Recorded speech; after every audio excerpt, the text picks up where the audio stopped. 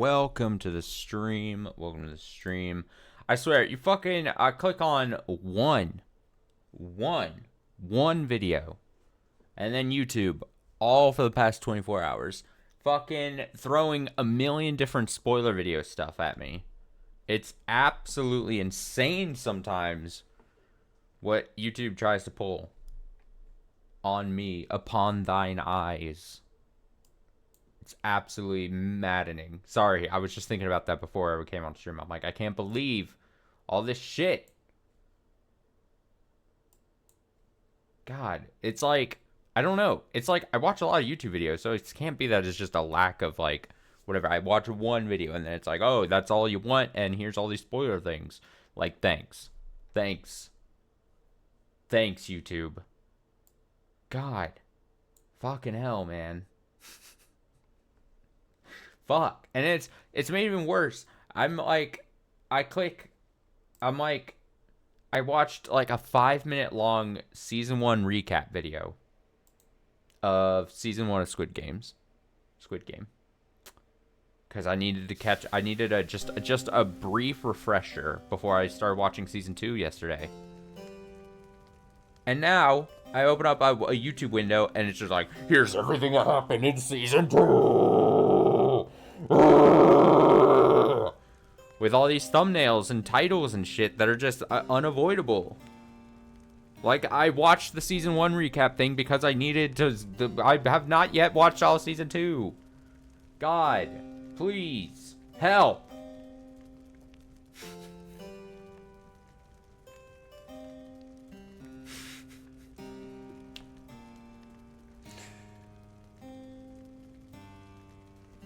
Absolutely maddening. Absolutely maddening.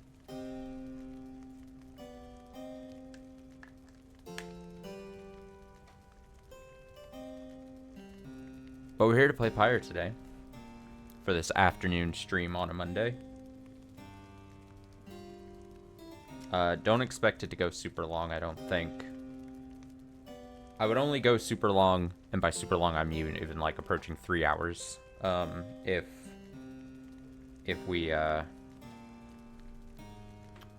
I for some reason got the sense that we were gonna finish this in like 3 hours, but I for some reason just doubt we are. You know what I mean? I'm stalling as I was trying to fix my controller cable. I think I had stopped right before a new right. I think well, definitely before a right, but also I think before sending a new person up. Or attempting to. Let's see what's up. Despite Pamitha's mental conditioning, you can tell something is troubling her. She won't listen to a word I say. Not one damn word. If she weren't my blood sister, I should think I'd hate her guts as much as she hates mine. She shakes her head. I should apologize to you and everyone. I sought out Tamitha without asking your leave. Figured I'd rather seek forgiveness than permission. You understand? My attempts with Tamitha didn't amount to much, as you well saw, so at this point, I'm hopeful you'll be accepting my apologies than she. Though, tell me something, reader darling. Do you suppose I'm going to betray you? You may know better than I do at this point. Tamitha wishes to know where you think her loyalties lie.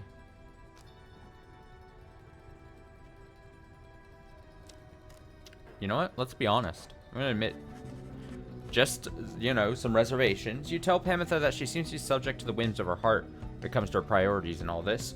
You cannot predict what she'll ultimately do. She says nothing for a while. You are nothing if not truthful, darling. Sometimes I wonder if the sense of self-control we have is merely an illusion. We do not always act with rationality. In any case, if the others have concerns over my business here, in light of everything, you need but tell me to depart, and I'll be on my way. However, I have a promise that I wish to make to you. You let me stay, and I'll see this through with all of you, no matter where we all end up. I'll be on the roof for a bit, I think. You take care too, darling. She brushes past you then and heads outside into the evening. I don't want to lose her or anything, and I'm not saying to leave. All I said was, hey, we got some reservations we need to work through, you know? I can't 100% trust her. I think that's fair of me to say. Okay, there's no trials waiting for us.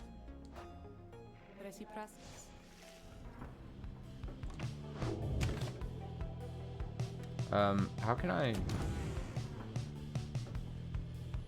Isn't there a way to...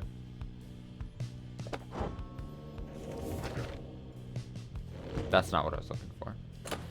Planner, the planner, yeah, the planner.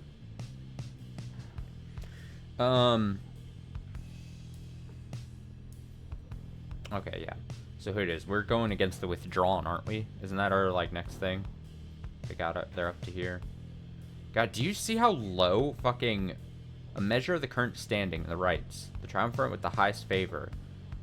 2. Last place is 2. That is so bad. Compared, like, look at it, the next closest is a score of 28, and then everyone's within 28 to 38, and then 2. So bad.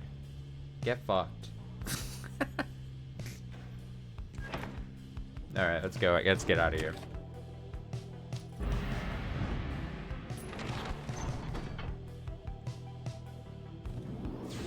Oh yeah, we have to fly too. I know where we're going. We're flying to the final place. I'm gonna have to make a decision about who's you know, assuming we win. You know, the last couple of matches haven't been pushovers, so I shouldn't say with 100% certainty that we're gonna win. I don't want to talk. The thing is, I don't want to talk a big game and then lose, you know. But I'll talk my shit once I win, for sure. Oh, for sure.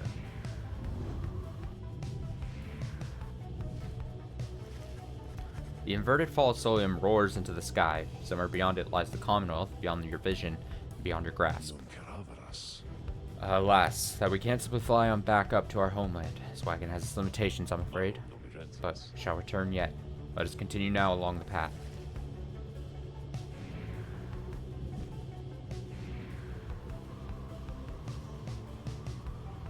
Oh, do I have to go down?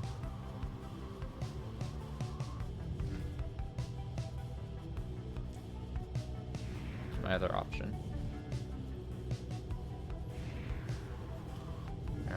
I'll choose this since I kind of gave her a rough deal there.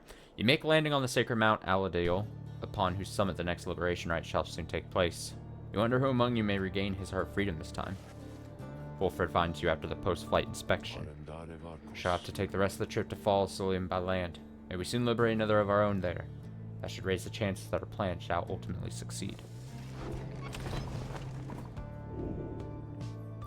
Oh, Sir Gilman has a trial. Let's go. Send him in. Send that man. Send that worm. You asked Sandra to administer one of her special trials for Sir Gilman. Think that dimwit of a worm has any chance? Perhaps you're correct, though. I put little stock in him myself, though. Let us bring him forth. Soon Sir Gilman appears in heat of the summons. Master Reader, is this knight perchance in trouble for something? Just get in the book. Just get in the book, guy. Book. Get in it.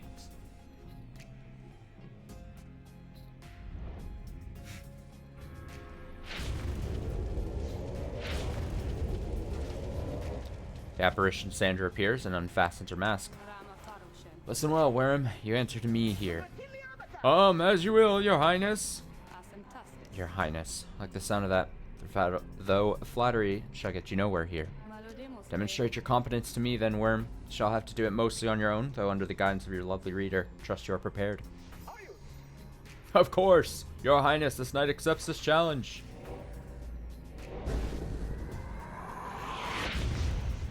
And we're playing the game.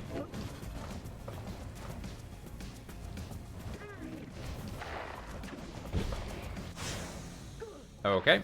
I died. Hurry, hurry, hurry. Come on. Get him in there.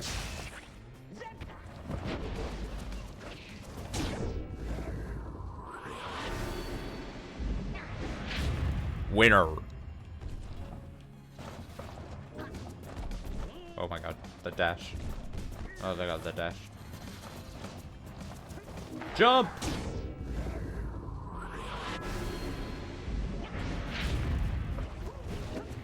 Oh, now they're playing a bit more defensive.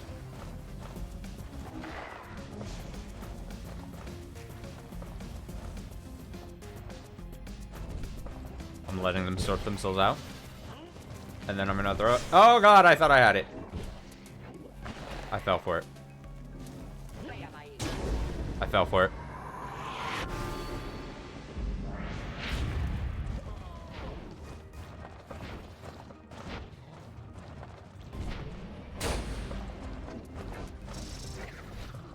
Where are they gonna try? Where are they trying? No way! Okay. Oh, okay. I gotta be, with my speed, I gotta be on the offensive.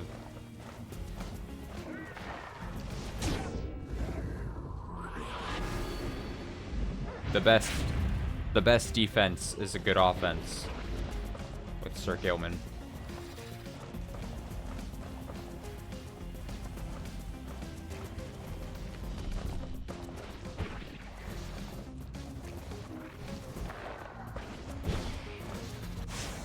No, that wasn't in?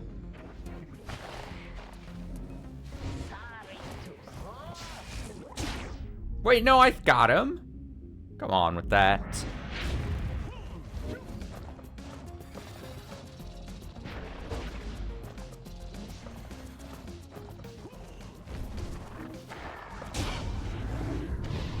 We're fine. We're fine. Sir Gilman wins! Huzzah! This knight prevails! No choice but to concur with that assessment, Worm. Your performance was sufficient, and you passed my test. Thus, congratulations are in order to you, dear lovely reader. Now, farewell.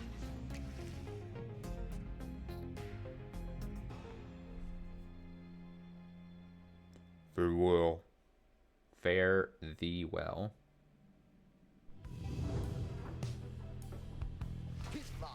Master Reader, this knight is humbled after having passed that sorcerer's test. Whoa! By the scales of the Under King Ors, what is that you have? Ors scale. Nice. Nice. Star Splinter, Impaired to Fling, bears charge up speed. Okay, what's this do? Circulant jumps farther than usual. Oh, hell yeah. Jump, jump, jump, jump, jump, jump, jump, jump, jump, jump. Seek the Nomad Scribe Saber. Later that day, you accompany Pamitha into the great heights of Emperor's Fall, where a monument of Golathanian awaits you. Perhaps due to the nature of this place, you begin to sense Pamitha's inner thoughts as clear as if she were speaking aloud. Talking to the dead again, Pamitha? Fine, why not? Why keep your mind off things? Just don't go getting your hopes up. Life back there wouldn't be any better anyway. Soon you and she are finished paying your respects. You return to the wagon in silence, feeling as though Golathanian, has shown you favor. At dawn, you shall begin your ascent. For now, the solitude here is fit for pursuing your vocations. 2 hopes. Plus 2. 2 hopes. Plus 2. Plus 2. Oh, she's back. You find Pamitha by herself again, though her expression has grown darker than her custom. Leave me be, would you, reader, darling? I'm trying to get some good and proper moping done here, and you're distracting me. Leave me be, reader. Just leave me be, reader. Just leave me be. You don't want to know what's lurking in my heart or mind. What you'll find there isn't pretty. Yet something about her thought process is different to you now. You know what? You know that, with her conditioning, she can resist your scrutiny. But now her thoughts are laid bare to you.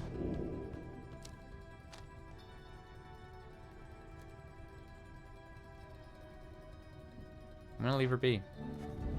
Pamitha's thoughts are her own business. The fleeting connection between you soon is severed. Thoughts are loathsome things, reader. It's difficult to know how best to hide them. Mine are plain enough for you to see by now. She exhales and looks askance. You know by now why I'm in this mess with all of you. You could say I lack Tamitha's sense of commitment, her zeal. She lives only to see your nation overthrown, or something worse if she had to have her way. Centuries of conflict can be quite emboldening that way, especially when one's sister's leading cause of death is Commonwealth forged steel. Wielded with the utmost of mercy, of course. Well, I had little patience for the senselessness of it myself. Became a bit of a pariah, I suppose. I knew Tamitha was going to get herself and others killed someday. So when she was to fly out on this one big mission of hers, I had other arrangements made. But after she was caught, your people did not exactly uphold their end of the bargain. I knew there were such risks, of course, and yet a chance is still a chance. Tempest was clipped, cast down. A mercy, they called it. I did not see it that way. In my growing protest of her treatment, I was soon enough to follow. She falls silent for a while. I haven't yet decided if I entirely regret my actions, but I do seek Tempest's forgiveness and wish that she could see my thoughts for what they are, as it seems you can. Then she might realize our nation's people have much more in common than she knows. Sometimes I wonder which of them is the stupider. She brushes past you, and out of the wagon for now. We just keep going at each other, don't we? She's, I'm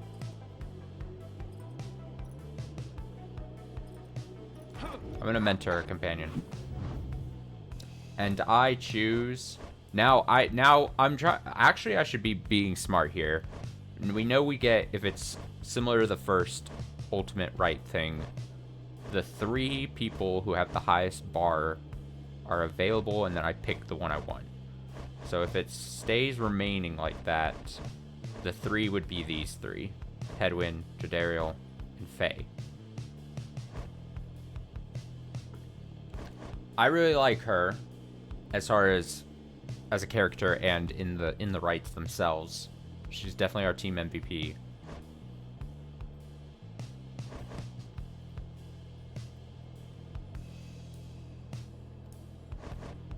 Seeing Hedwyn go seems fair.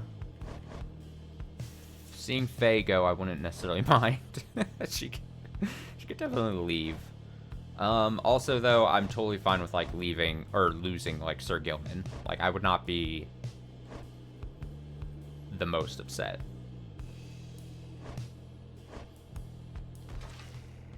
This knight shall be your eager protege. You and Sir Gilman spend some time reviewing some of the specific aspects of the rites, such as properties of the aura. You sense you gain something from it.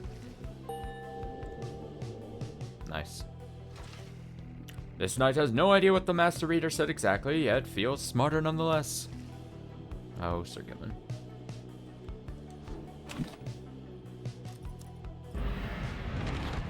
Oh, Sir Gilman. Oh, Sir Gilman. Oh, I gotta pick a thing. Yeah.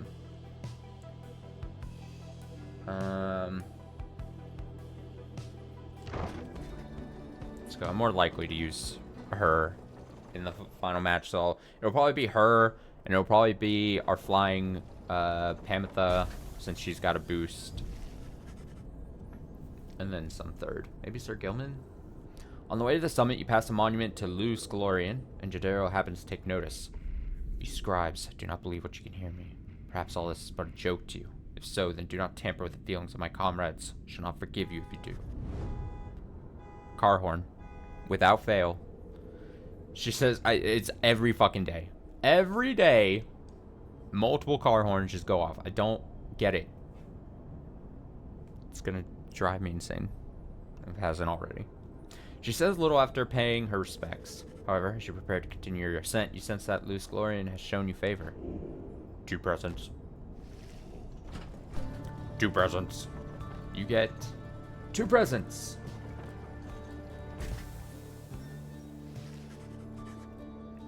You and your companions gather once more at the Scribe's Gate, where a single narrow trail leads upward toward the summit, past an archway curved of stone. Come this way, please. Eventually leads you toward the archway where his counterpart awaits. The exiles of the Nightwings have returned. They have. Greetings, Celeste. She all but ignores him and motions to the rest of you. Now then, each of you in turn, please state your name and what it is you seek whilst crossing Scribe's Gate. Please do just as she says. Everyone steps forth, one after another, much like before. Pamitha passes through the gate. Chizo passes through the gate. Hedwyn passes through the gate. Jadariel passes through the gate. Sir Gilman passes through the gate. Faye passes through the gate. Wolfred passes through the gate. No one is left to go but you. You step forth and declare yourself as you did before. Guardian of Scribe's Gate regards you with a still expression. Then, she addresses all of you in her formal manner. The 8 scribes bid the Nightwings welcome. Go forth with glory. Lone Minstrel glances up at the Gate Guardian. You have her gratitude, Celeste. But she pays him no heed. Alright, we're gonna win.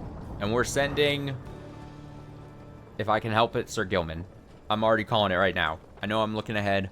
I'm assuming that I'm already winning. Maybe gonna be my downfall. Again, you gain the top of Mount Elidale, from which the downside sprawls before you. You wonder whether one among you shall follow Ruki from this place. Page revealed. Yeah. Give me that page. From the top of Mount Elidale, the downside may seem in its entirety, or at least felt, since so much of the land is shrouded. But that is hardly all. Through a wondrous miracle, there lies upon this highest mountain an inverted fall, whose waters crash not toward the sea, but rush toward the heavens. We speculate these are the very waters which delivered us, but now bend backwards, seeking their return, as do we all. In this phenomenon can freedom be achieved, but only for the chosen, when the time is right. This is a path to freedom we cannot traverse, but shall leave upon for you, so that you may strive for it.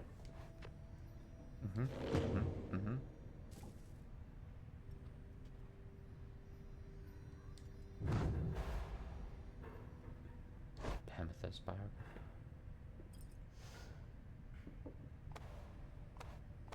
I didn't know you could like toggle it off.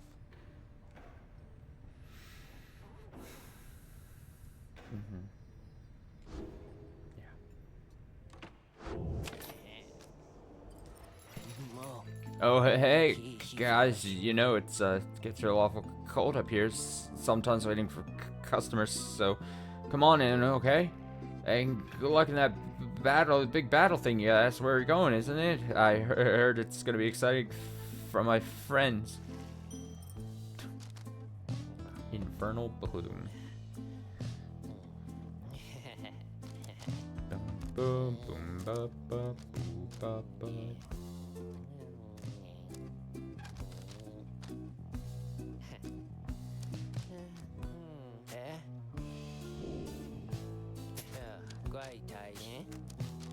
In my head, this seems like the smart thing to do.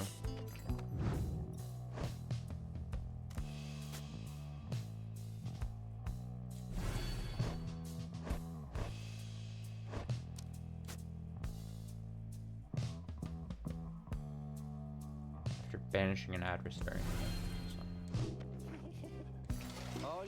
Pleasure doing business with you guys, so let's go.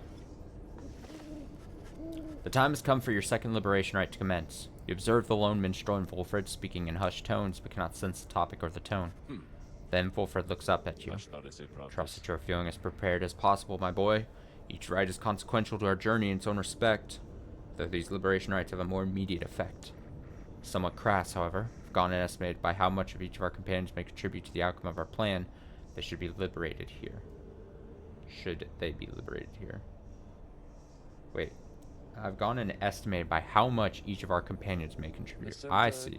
Factors such as their previous occupation, innate tendency to lead, and oratory skill contributed to my assessment. It's nothing personal, for we are all in this together. We're all in this together. Besides, we all ought to return in time if possible. Know simply that for each one of us who goes, in so doing he or she shall raise our total chance of success. Reader, sir, this night you shall confront the withdrawn. They have already appointed Udmilde to be liberated, should they manage to prevail.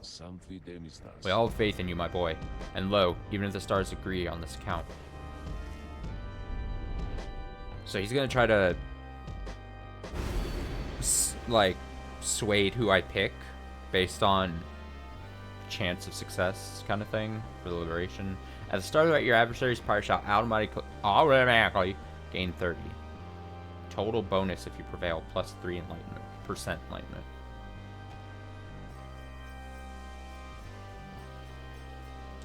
You know what? You know what?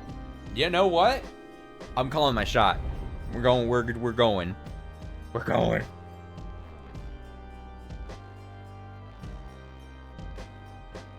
We're going. The Night Wings have returned unto the fall of Solium, at which the scribes first formed their sacred union.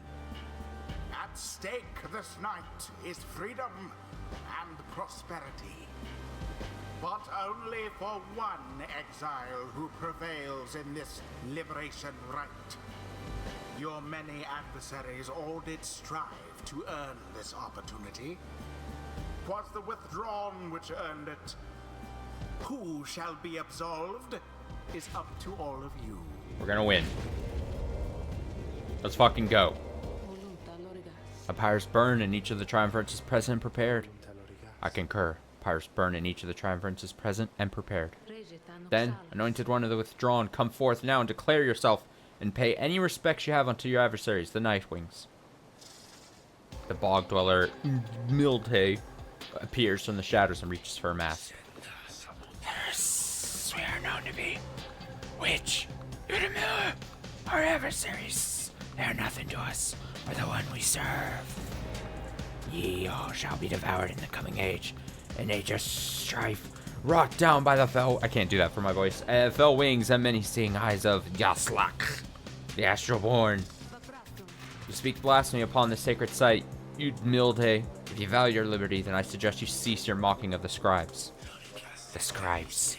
They failed to stop Yaslak, and he shall rise again. As for ye Nightwings, ye are of no consequence in Yaslak's grand design. She dons her mask once more. Soon we shall return unto the land which Yaslak shall usurp, where we shall offer him our blood and for that many, many others. Now then, have the Nightwings reached a decision on whose behalf they shall conduct the liberation rite? Reader, I am bound to tell you once more, the first companion whom you choose shall go free this very night, if you prevail. Only the enlightened may be thus anointed. Not all among you may yet be ready. The other two chosen for the triumvirate shall lend their aid.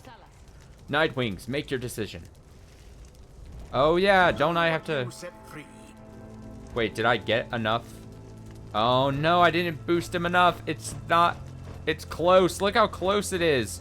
This and her. Faye is just barely above Sir Gilman. Damn it. It's not... Oh.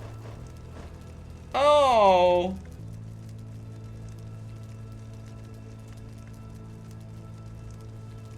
Oh.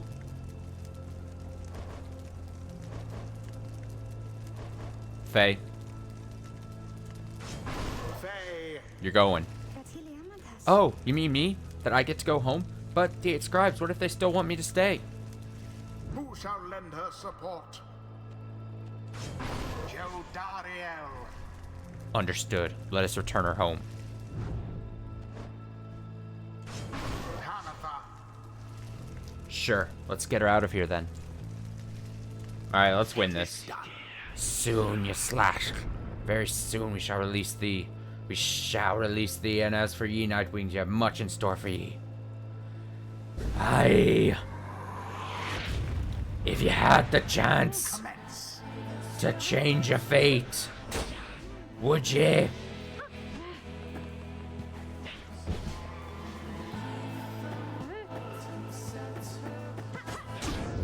Would ye?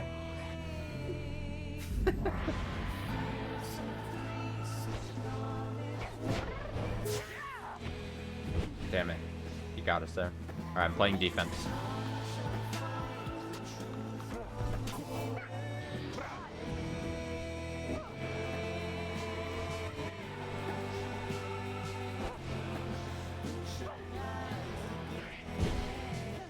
Oh!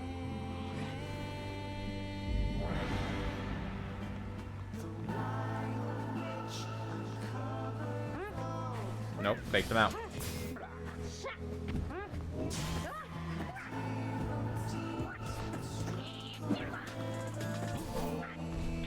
Play that defense.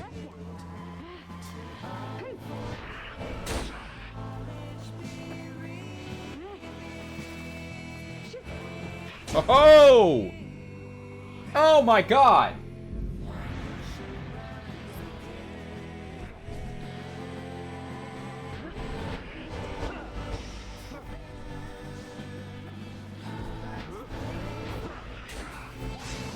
Oh my god. Oh, I thought I had it. Oh, no. Damn. That was tricky. That was tricky. Yaslak, we invoke thee, for we seek thy ancient strength. Befoul our enemies within thy blood. Damnation to the Nightwings, damnation to the scribes. Invocation of Yislach, your adversary witch, you Mibbldays. I hate the names of this character. Curse shall summon forth dark pools of banishing ichor, wheresoever any exiles banished here this night. Uh-oh. Stage effects?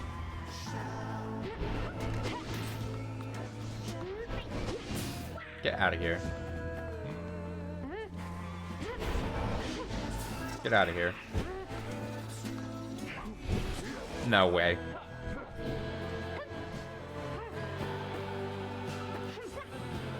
No!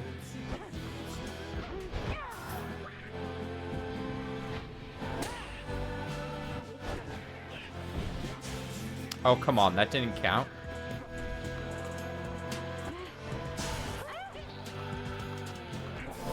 Get out of here.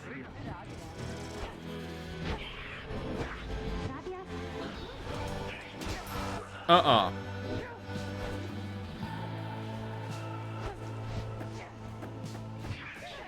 No way.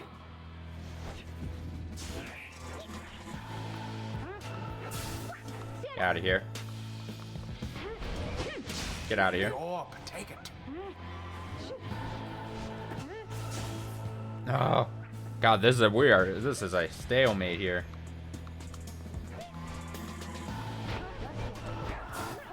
No, I felt that was close for some reason. Okay, I'm going up north. I'm going north here. Oh, I didn't know they had a one back there.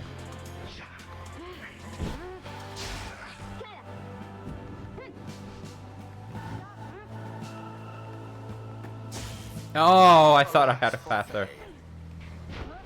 Get out of my zone. Get out of my zone.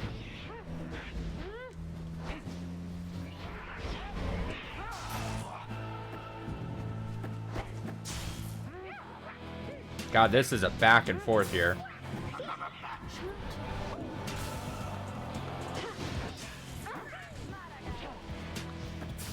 Get out.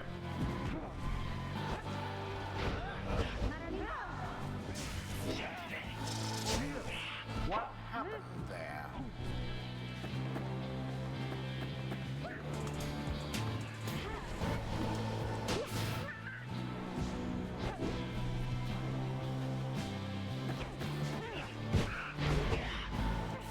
Oh, finally, dude.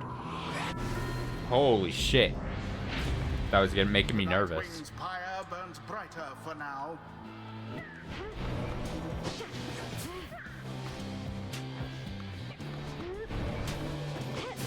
Stand not in glory's path. Ooh, the jump was good.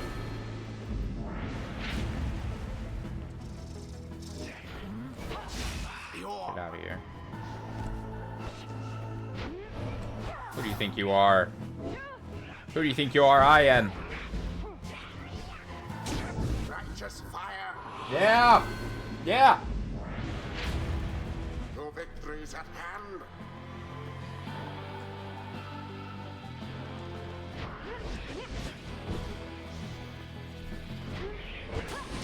Glorious. Ooh, yeah. Oh. Nightwings proved their worth. Rather convincingly, I must admit. I admit too. Thus Feels ends good. the liberation rite. And thus, the scribes have chosen the exile appointed by the Nightwings shall be free, absolved of all misdeeds, return to glory in the Commonwealth. Her adversary and all others shall remain to carry out their rightful sentences.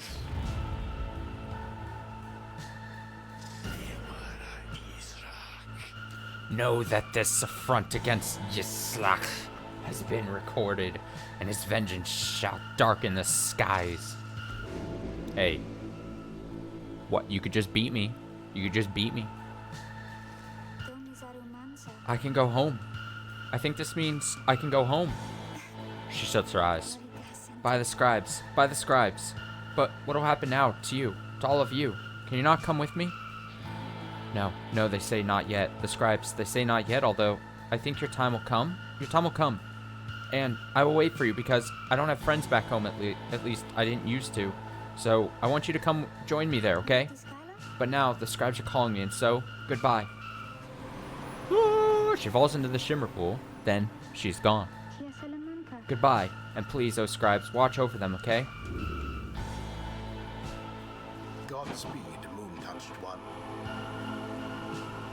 The 8 scribes are ever merciful. By their grace, the cycle of the rites may soon commence again.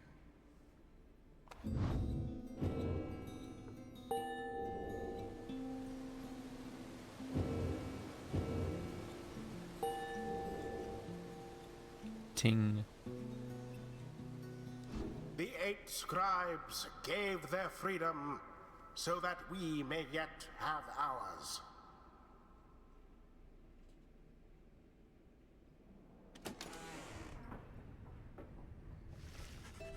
You return to the wagon. Oh, I got 3 pages. You return to the wagon after having prevailed against the withdrawn in the liberation rite. An important victory. At least someone got out of here. You succeed in liberating Faye, return to the Commonwealth in glory. We did what we could. With each liberation rite, we strive to advance our plan. Just at 37% now. A brighter future awaits at the end of our path. For now, we must persevere. Speaking of which, reader, take it you have seen the stars, or I should say the lack thereof. You have, or did. Once more, the sky is all abyssal darkness following the liberation rite. No stars illuminate themselves to guide you further on your path.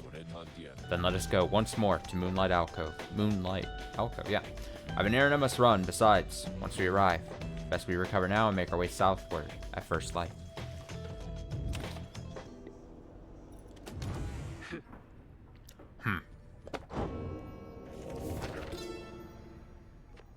Let's read this first. Sungries. Know you the sacred Mount Elodil, the highest peak within the lowest land? Then know that it is no mere mountain, but the fractured bonework of the world Titan himself, the arch beast Sungries. This one's bog-dwelling companion Milith, is too mild in her account of our ascent. It was not a pleasant mountain hike, but a pitched battle spanning 17 full moons. Finally, the 8 of us, we climbed atop the brow of old Sungries. We merged our strength and struck the mortal blow, such that the archbeast shattered finally to pieces. It is no more mere myth that from the archbeast's eye the shimmer pool emerged, the sole means of freedom from this land.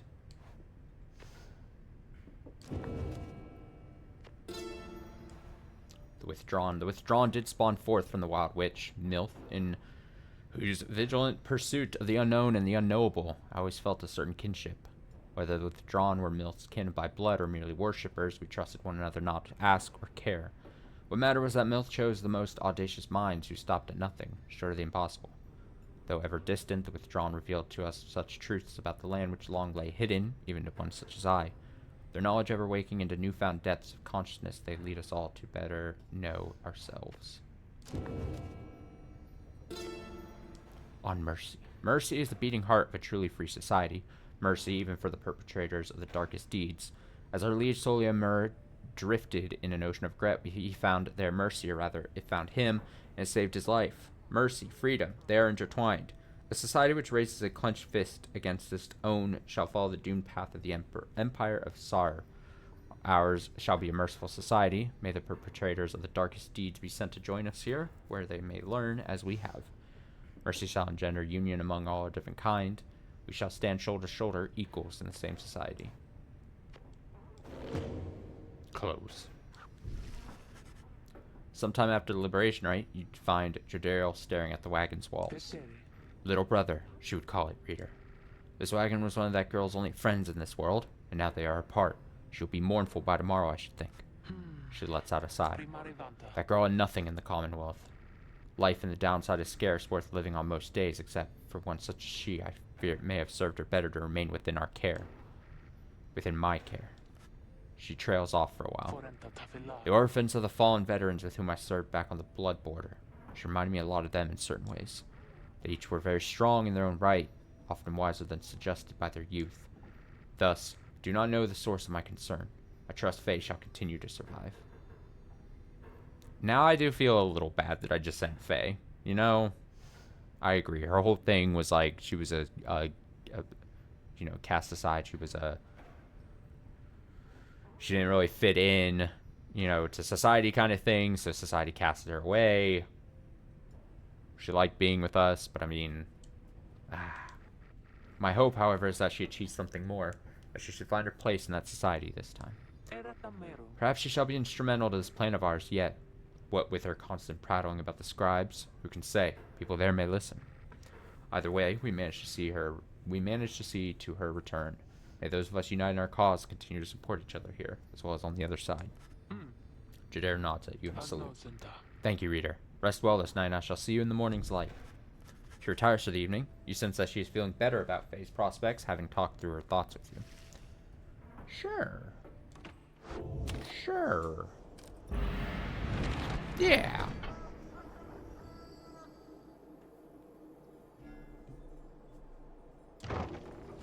Yeah.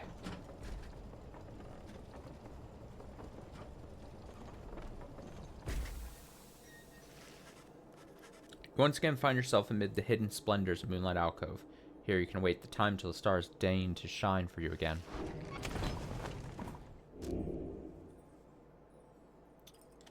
Pamitha trial?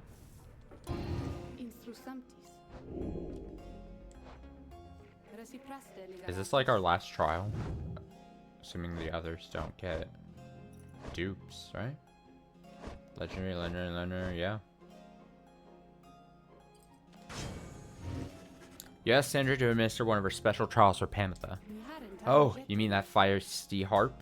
She may yet be taught some manners, I should think. Shall attempt to bring her down to size. Let's bring her forth. Soon Pamitha arrives in heat of her summons. You called for me, reader darling? Ah, it's that crystal. And let's hash it out. I'm ready.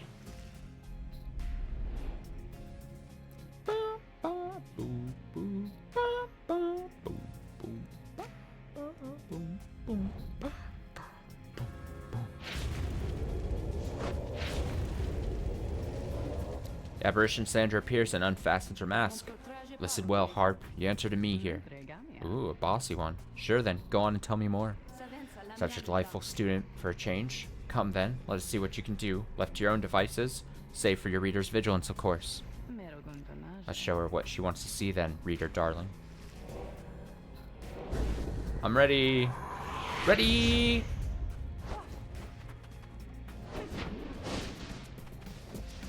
Ready!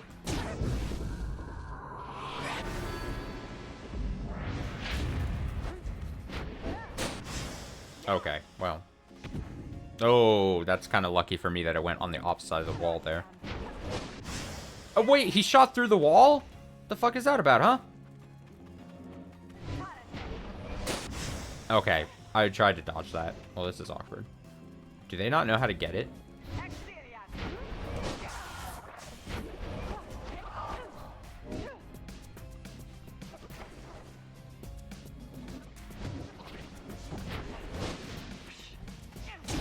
I don't think they knew how to get it. They were mistaken. They didn't know what they were doing. They're fools. Oh, come on, give it to me. I can't dash. Oh,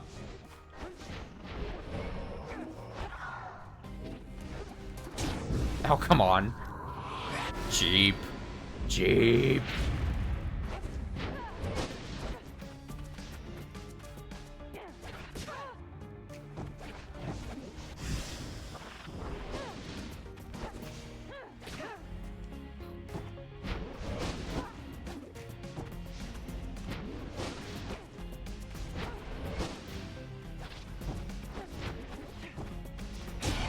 There we go, baby.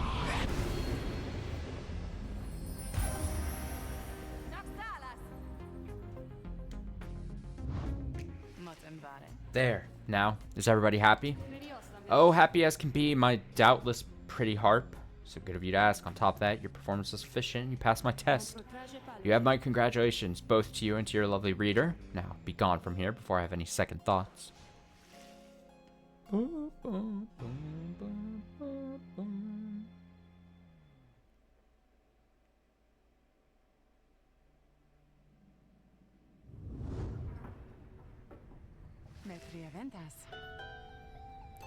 My, that Sandra sure could use a massage or something. So angry, isn't she? Say, what's that you've got there, darling? Trista's plume. While flying, after dousing the adversary's Pyre, Hampton may instantly return and deals 3. Okay. Yeah. Yeah.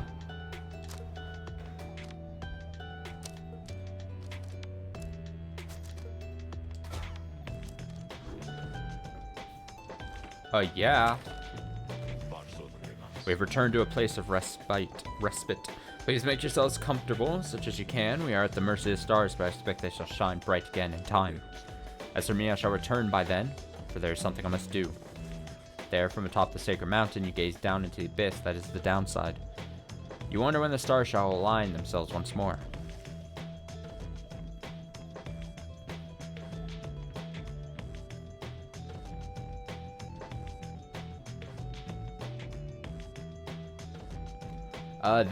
Sorry, I was reading something. There upon the sacred mountains, you and your companions once more await the night the stars begin to shine again. Plan of which you are all part of is set in motion. The Commonwealth, a nation that stood almost 1,000 years, is in turmoil. If your companions return there through the liberation rites, what sort of place shall they be coming back to? Many moons pass. One evening, amid a downpour with no interest whatsoever in relenting, Wolfred requests everybody to convene. You understand he has an announcement of some sort. Soon, everyone is assembled, and Wolfred regards the group. Everyone, there is an aspect of our plan which I have not yet talked about with you at length. Look around at your companions. What do you see in them? He lets the question hang a moment in the air. I'll tell you what I see in all of us. I see in all of us a living vision of the 8 scribes themselves, each one among them hailing from the different tribes which later formed our Commonwealth. My observation does not come from pompousness, I think. Rather, I believe the scribes themselves desired, or shall I say desire, such a course. Together they created all the ceremony of which we're now a part. The exiles liberated through their rites went on to found the Commonwealth based on their values and their teachings. Thus, an instrumental aspect of our plan is to embody the spirit and the culture from which the Commonwealth arose so many centuries ago. That way, when we are all united on the other side in solidarity, all shall see that we reflect the values they yet cherish in their hearts, not merely our own. Anyway, we are still missing one key representative on behalf of Molten Milk. And I happen to know a certain bog dweller who I think shall fit the part most splendidly indeed. He motions for someone to approach. Uh-oh. A certain bog dweller slithers forward. You recognize her straight away. It is my pleasure to introduce you to a dear old friend of mine, whom I believe you've met. Welcome to the Night Wings, Bertrude. Huh. The bog dweller called Big Bertrude utters something guttural by way of greeting. We are to understand that you require further aid from us. Yes, dear Bertrude, the time has come. Bertrude here is far and away the most accomplished alchemist whom I've ever met. You will soon find that she knows much about the rites as well. Bertrude looks at you and your fellow exiles, each in turn. We frighten you, parent. Everyone is silent as Bertrude searches their expressions. Then tremble, small ones, and hold well thy tongues, lest we remove them. She takes her leave without another word. Please excuse Bertrude's blunt manner. Guarantees she shall more than make up for it. Everyone disperses. Seems now that the ranks of the Nightwings are complete. Oh, shit. Well, welcome her aboard then, I guess. Now then, my boy, perhaps you notice that the stars are bright once more up there. Behind the stubborn rains, meaning it is time that we got back to business. Let's get down to business. Indeed, once more, several stars shine bright within the cold and stormy sky. We got Big Bertrude. Big Bertrude believers.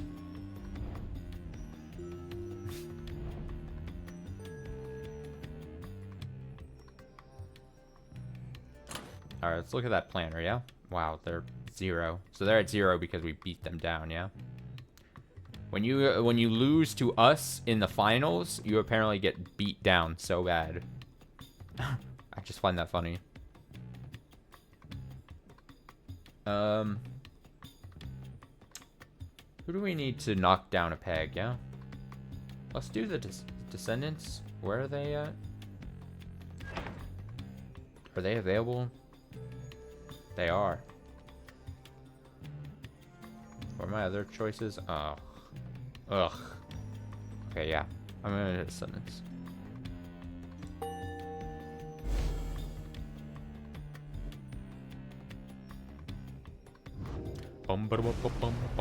Barker and the Descendants. Got the impression those Kurds are living freer here than where they came from. Turns out I wasn't too far off the mark. He then shares with you that what he'd heard about your next opponent. Barker Ashpaw is a volatile cur whose pack, the Descendants, conduct the rites more so for thrill than freedom. Back on the other side, Barker never quite took to the culture of the Commonwealth, and often ran afoul of the law for various acts of boorishness or vandalism. He always promised to go straight, and in time he found a certain niche, for he was an accomplished hunter. And the people of the Commonwealth did have an appetite. Barker relished the hunt more than anything, and spent his earnings on a variety of questionable things. One particularly raucous evening, Barker was caught relieving himself in the foot of the statue of the Archjustice Androbulus the Fourth, and that was the end of his citizenship. In the downside, he caught the nose of the Descendants, who observed his speed, ferocity, and fearlessness, soon became the best of them. Barker's reputation grew among the exiled curs of the Ymir Valley region, where he is feared and unafraid of taking what he wants. He makes our rookie look like he's a saint, doesn't he? In any case, you better catch some sleep. It's going to be a busy next few days. You wish Hedwyn a restful evening in turn. It's too late to take flight, though tomorrow you can press on.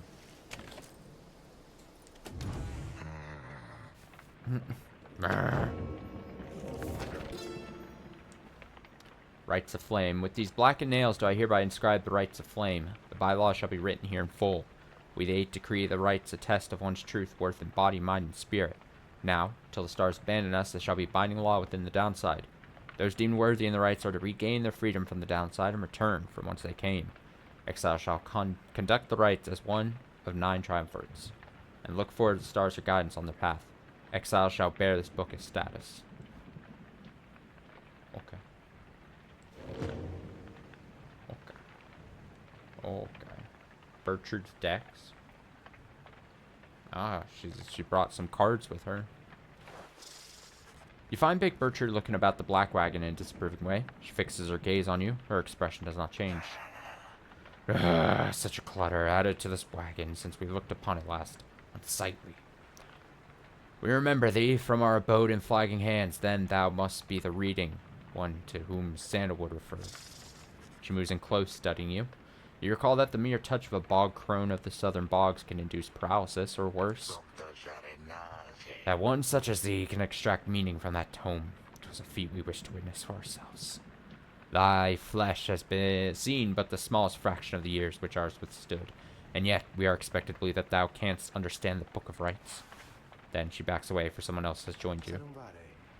Hail, Burchard, madam. Is everything to your liking at this time, or is there something more which you require? We have yet unable to locate a supply of rot-born gizzard extract among thy belongings. Other than that, we shall lodge no complaint at present. It is possible that Wolfred has a small supply among his possessions here. If you would care to accompany me, we may yet procure some. That would be agreeable with us. Then, after you, madam. As they depart, you think you see the lone minstrel nod his head your way.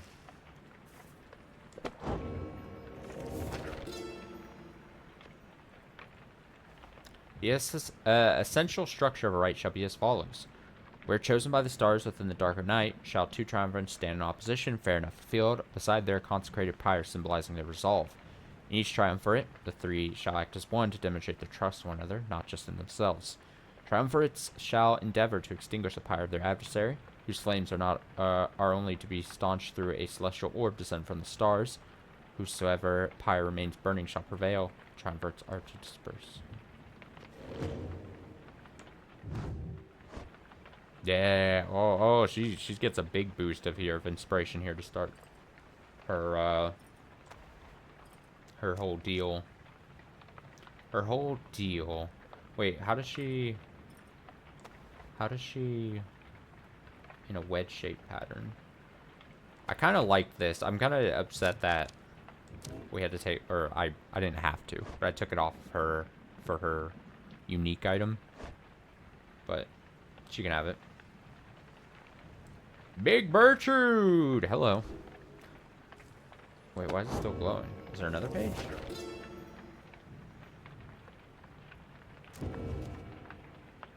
Oh, before each rite. Oh. The rite shall not commence unless the necessary preparations are complete. At a celestial landmark ere the stars align. Exiles shall conduct the rites bearing this book, of which there are but 40 copies, each bound in astral hide. Exiles shall wear the sacred raiments, fashioned in a likeness at the summit of Mount Aladil.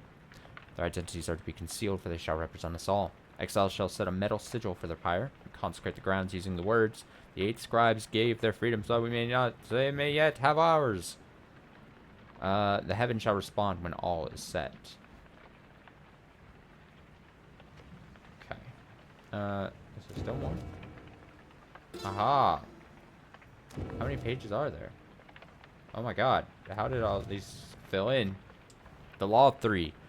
During the rite, each triumvirate shall act as one, unerringly and without question. The disobedient shall suffer banishment or permanent expulsion. Exiles shall move as a single mind to demonstrate their faith and recognize that they, as we the 8, cannot prevail alone. Their worth shall be determined both by their actions and their peers. Triumvirates lacking experience in this may designate a reader whose focus on this book may help the others to coordinate. However, only those who shall conduct the rites firsthand shall walk the path toward enlightenment and become eligible to regain their freedom.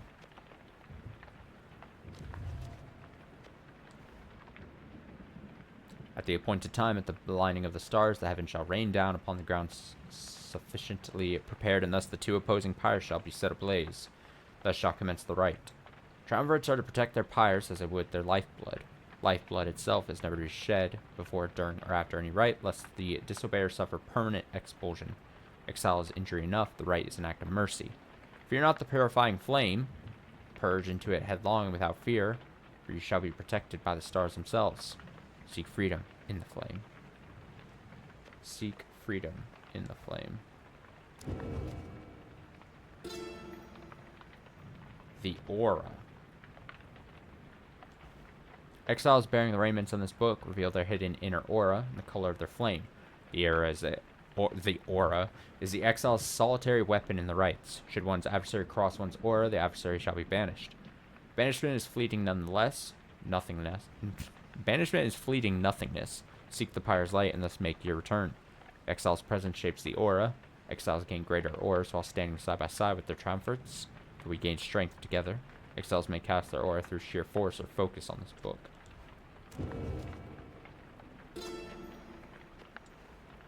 As the 2 flames are lit, so shall the celestial orb fall from the heavens. But one such orb shall be veiled by the stars, requiring triumvirates to vie for it.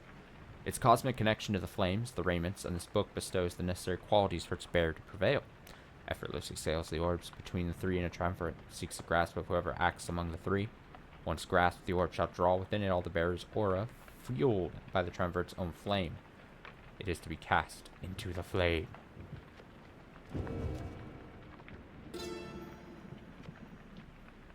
Oh, I get to read a bunch, don't I?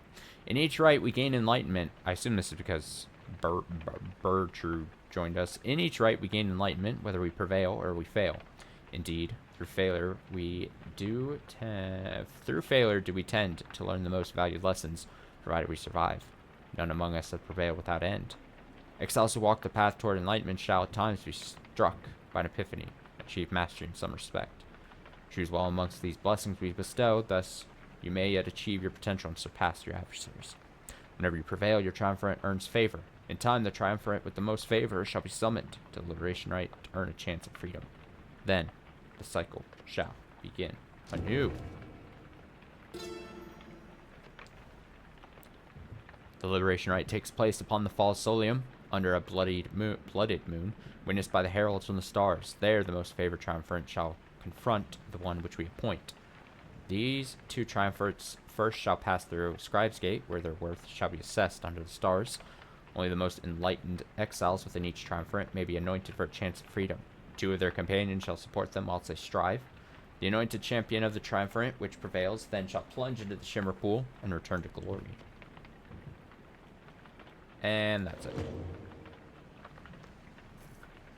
And that's it.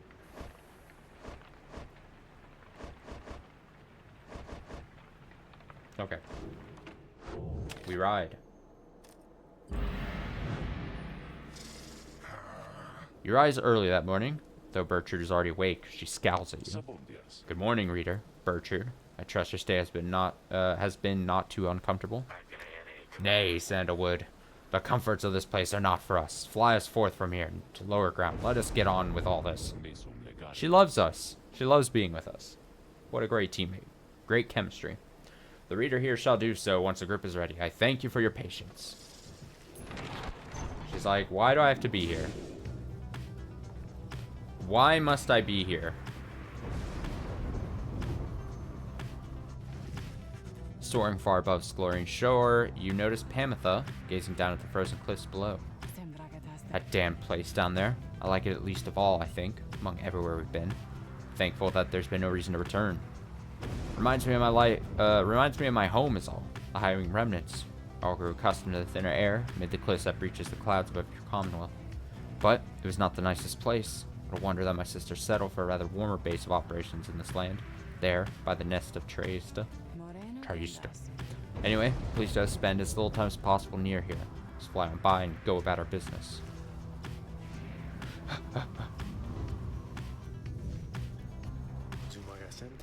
The unmistakable remains of Zilvius Horse-Headed, which protrude from the ash and fire there below. Some have taken it to a work of sculpture, reader.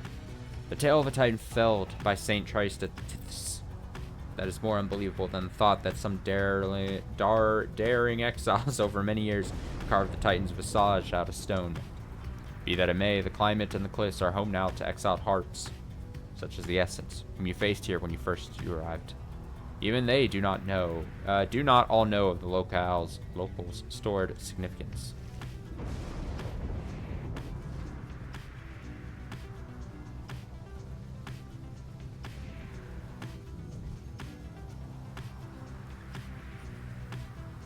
I don't care about what my enemies are doing. Fuck them.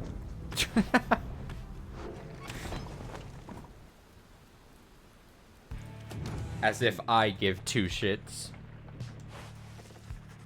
Wolfred is poring over a copy of the Book of Rites as you approach. He looks up at you and smiles. The road to freedom, written in a book that hardly anyone believes exists, and fewer still can read and comprehend. Sometimes I marvel how absurd all this is, my boy. Tell me something, though. I've spent so much time considering the book, but known so few with whom I could discuss it in much detail. You've had some time to turn through it by now, so what do you think? Worth all the fuss? Wants to know my thoughts?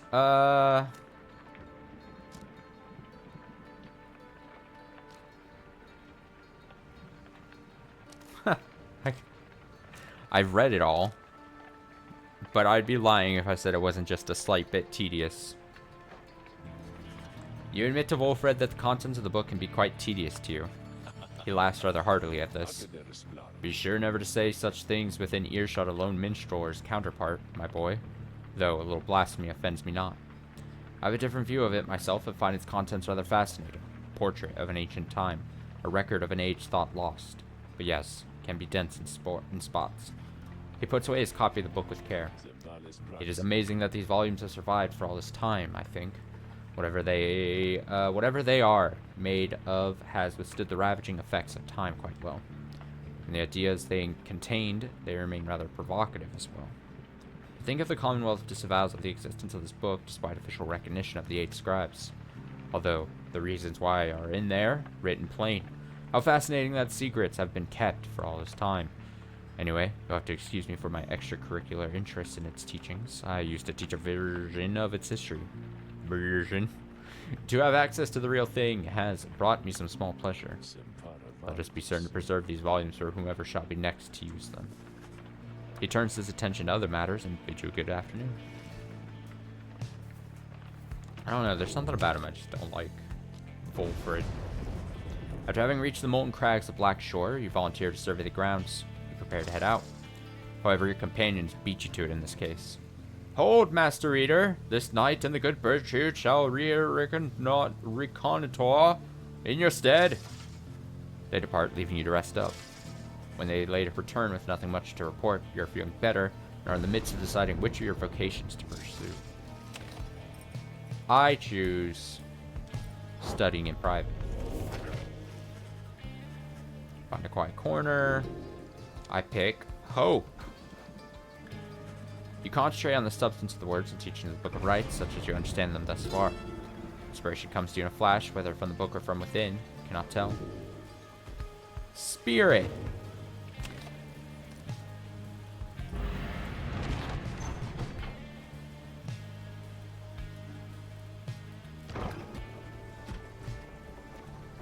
Spirit.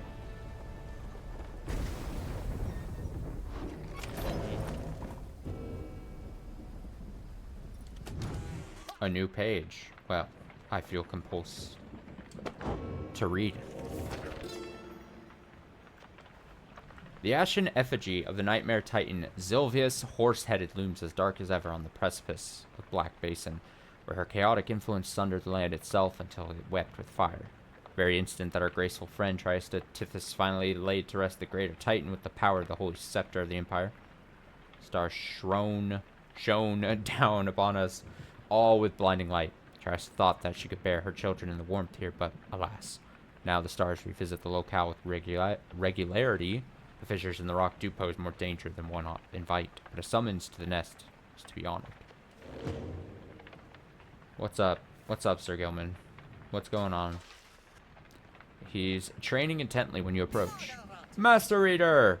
The knight has so engulfed in memories of the sea dominion that he failed to detect your stealthy advance on his position. Splendidly done. This knight would have been vanquished by you easily. This knight is fortunate to have you as an ally rather than a mortal foe.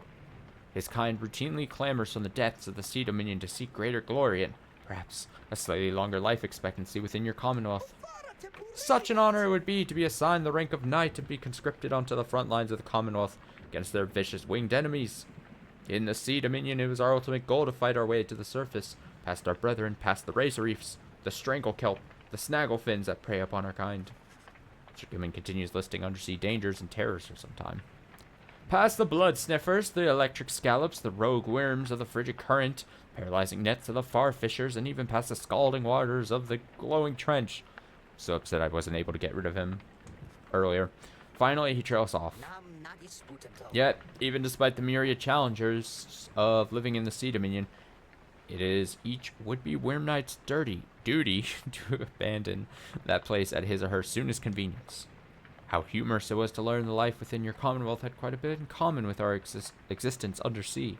'Twas not all pomp and glory at the stories told. Perhaps it is our lot, as worm knights, to bring strife with us, wherever we should go. For even here, it seems, is our kind pitted both against our brethren and all others. He remained silent for a while, but then... Ah, well, it is unfortunate that this knight found within this place is so fine a company as yours. It is a most different change of pace, to strive toward a common purpose rather than strive constantly to outperform each other towards one's own self-gain. Although... to the extent we are competing still, this knight shall ever strive to take the lead. Make no mistake about that, Master Reader. There are so many words in this game. There's so much. This knight was born to be the best, just like all the billions like him. Now he is off to steal himself. Your pardon, Master Reader.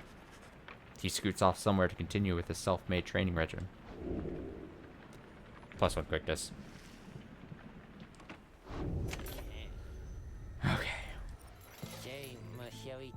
Hey guys, say, whatever happened to that fae you brought in here sometimes? You know, the loopy one, frizzy hair, always handling all the merchandise. I liked her. Oh, I've got bad news for you, Falcon Ron. I got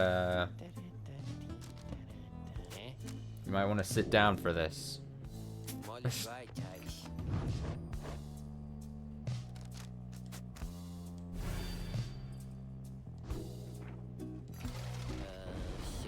Thanks for stopping by, guys. Though the now familiar surroundings of the nest of Trista made preparations faster than before, the star's already aflame by the time you and the others are gathered. Here we go. You ready, Pamitha? Shouldn't be a problem. Always good to stretch my wings a bit. Besides, you wish them all good fortune in turn. That all is said, and together you watch the celestial harmony in calm and silence and await the dissidents. Bam bam bam bam bam bam bam bam bam bam boo ba boo ba boo ba ba. Oh yeah. Ooh, it's a new one here. What's this? The adversary shall have +8 quickness. Nope, don't want to do that. I'm not a fool. But I'm fine with those two.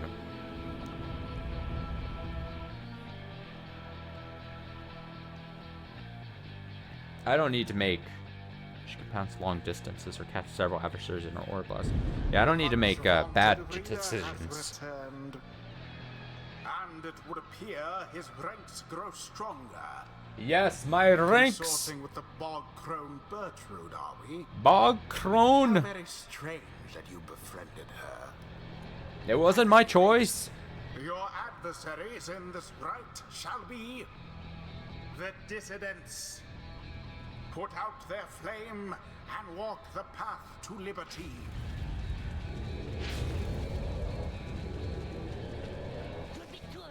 Smell that, mates? Looks like we're gonna have to take this one a little serious this time. That's right, cause they ain't got Greentail clogging up their ranks no more. He's back home now with his dear old mom where he belongs. Right time, United Wings, dump that deadbeat. Gotta have some standards after all. Just the same, we're gonna stomp you to the ground. Get ready! Yeah, I'm sure. I'm sure you guys are... Hold a moment, reader. The crone Bertrude slithers forth, wearing the raiments of the rites. Now that Bertrude is among our ranks, it would be best if we became familiar with her repertoire. We have no obligation to make use of our abilities, of course. Good Bertrude, please show the reader something of your aptitude. We expect thou shalt be soon inclined to bring our sorceries to bear. Long have we studied these rites of thine. Let us show thee what we know of them thus far. Let's go. Press. Bog crone Bertrude shows herself in full. She pounds. Though I have to wonder what became of her accomplices. She pounds. Of one accomplice in particular. You watch yourself around her, reader. None are sentenced Into the to fire. exile without sufficient cause.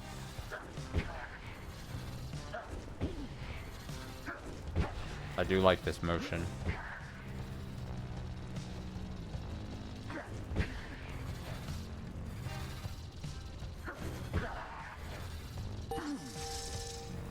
Oh, look at her slither. Wait, I gotta see that again. Oh, it's like it takes a little bit of rev up time. It goes, and then she's, oh my god, she's got like a drift to her.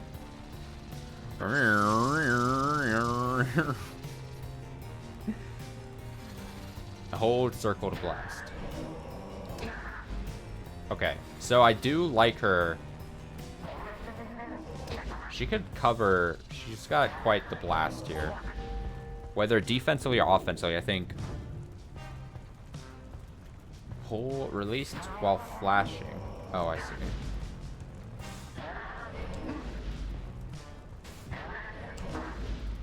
Wait, am I not getting it there? There we go.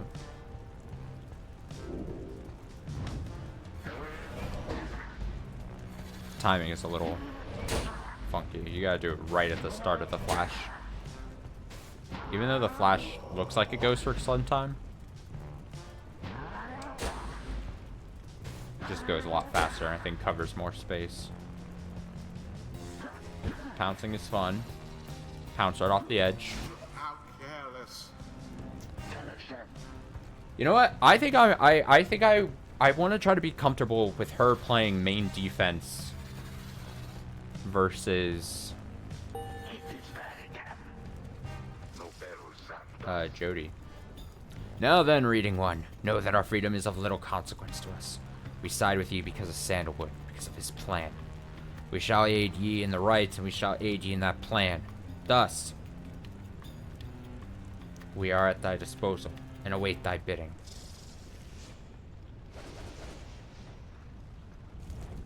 Now let us get started.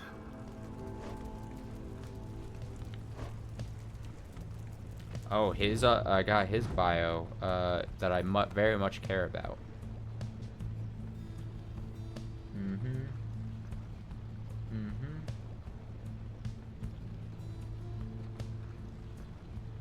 Yeah, we literally just read about this though.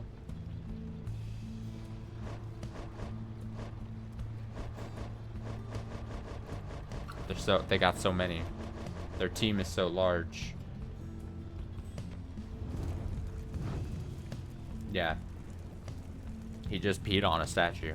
I mean, who hasn't had a night like that?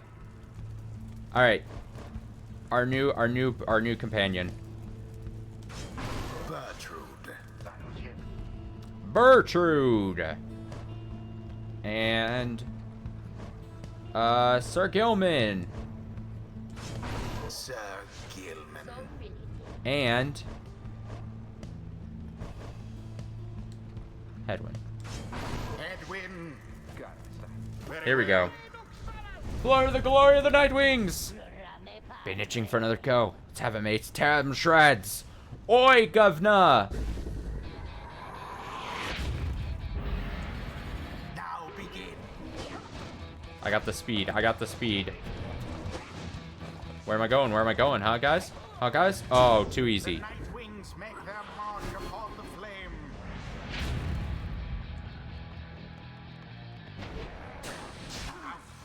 Oh, can't have that happening. Can't have that happening.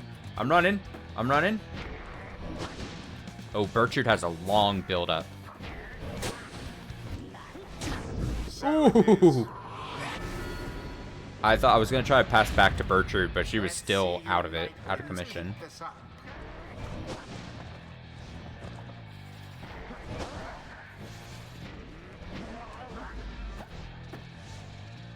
She's slithering. She's slithering.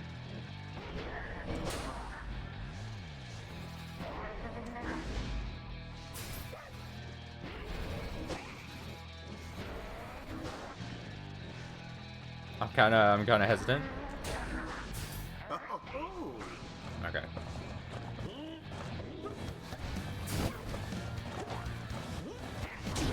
Oh, ho, ho. Whoa, whoa, whoa, whoa!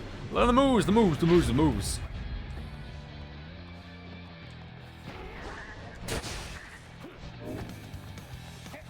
Oh, oh! Goes that one.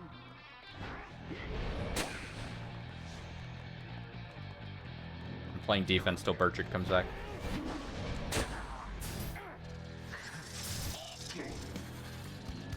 No, that was bad of me. There goes old Bertrude. Don't call her old. How dare you do that? Oh, there goes the ball. Where's it going? Where is it?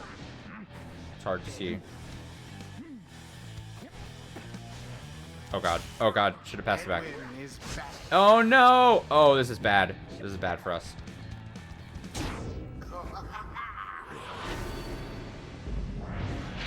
Aye. Okay, we're fine. They love jumping into the fire. I kind of appreciate it. With grace.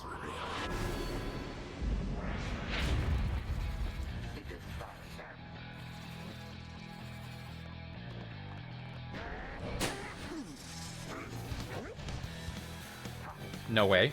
No way. Oh my god. Oh my god, that speed. I was trying to get back. You have it. I have it. Beauteous. You're gonna make us work for this, is that right, mates? Well, then we got our work cut out for us. Yeah. Take the game seriously, guys.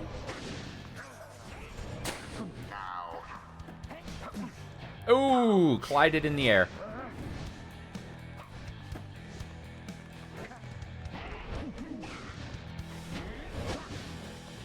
I'm gonna jump in. Okay, that didn't work like I thought it would. Damn it. I fucked up, though. No, get out of here.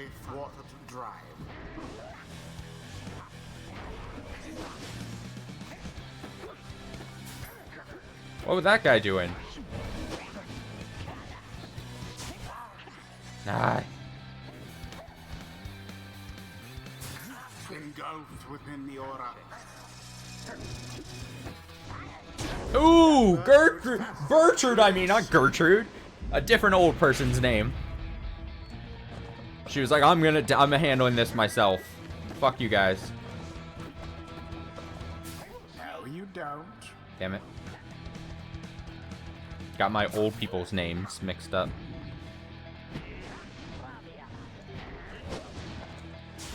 Oh, fuck. Alright, playing defense by just holding the ball. For a sec. Okay, that's not great for me. Valiant return! Oh my god! Look, they didn't think about it! Holy shit! Sir Gilman with his special effect. That's pretty good. Oh, shit.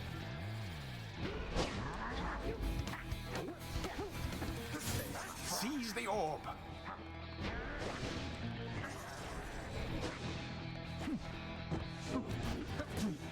Oh, we collided in the air again.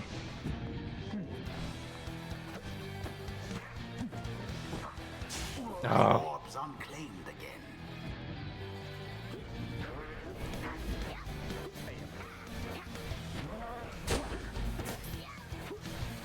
Who's this guy think he is?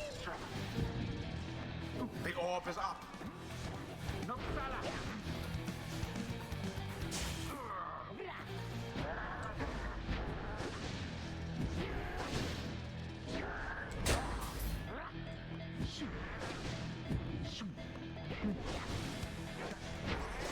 Oh, there goes Headwind.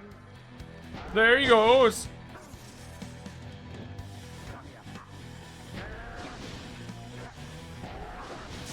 Shit.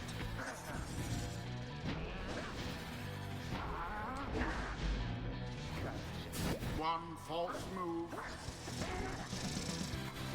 And it is done. The Nightwings prevail. Mayhap the scribes shall simply I can take smite anyone you and make a down winner next out of them. time. I can take anyone and make a winner out of them. Don't doubt my coaching End abilities. This night's proceedings. Blah. Blah. Blah. Blah. Be back there, mates. I'll have you hides for this. Boundless are the teachings of the scribes.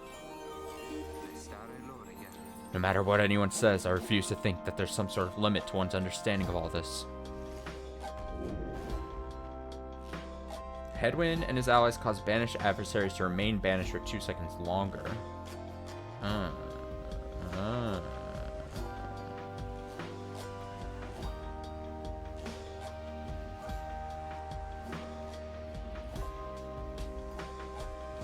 This seems pretty good. This seems interesting too. You know what? Fuck it. Let's go here.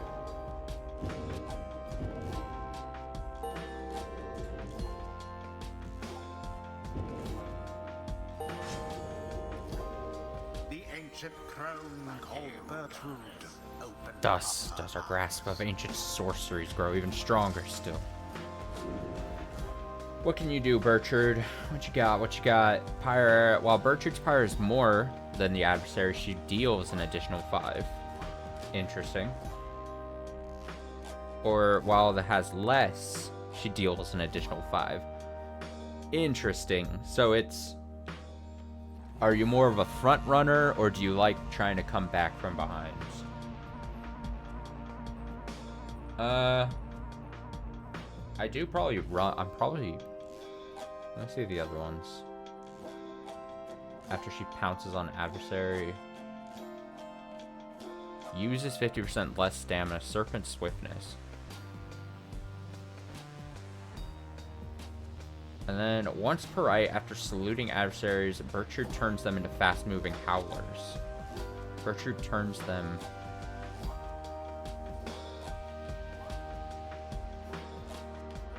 Huh. I think I'm probably more likely to get more use out of this. And then these seem... Charge up time, can use our Aura Blast greatly reduced. Arcs at a wide angle, banishing it. I'm gonna again. The secrets of the wild witch. I have prevailed. chosen. The until the stars align. The stars align.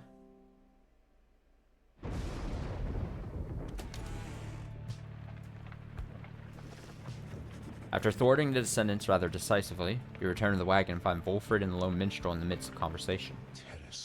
Most strange, but this one star should be illuminated now. It's not what I expected. Nor I, Wolfred, sir. Then Wolfred notices you there.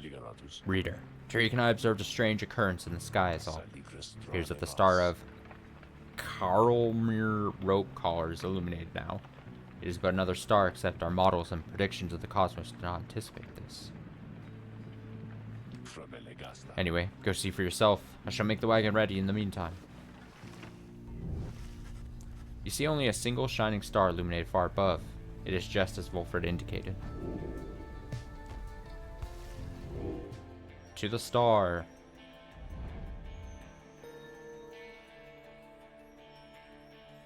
Oh, something funky gonna be happening here? Is something funky happening?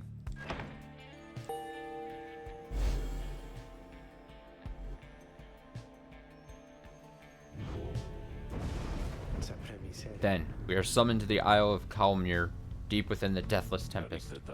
Have you been there before, Tariq? So long ago, I scarce recall the time, only the scent. It is the place from whence the creatures native to this land sprang forth. Reader, let's not concern ourselves with superstitions held about that place. We'll set forth at dawn, and soon see for ourselves what to make of it.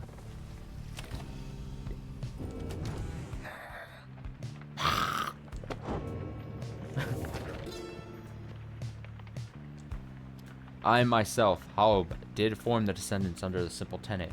Those who do not belong, belong. The other scribes, some of them showed at first reluctance to allow an imp, and one a curse, to designate one of the 9 triumvirates, but Mur, the horned one, stubborn as he was, stood by my side. In time they came to understand, for I remained, as ever, at their side, a living bit of proof of their absurdity. The descendants are an extension of my oddity. Those who do not adhere, they are not to be discarded, underestimated, or dismissed. They are as necessary as as are those against whom they rebel.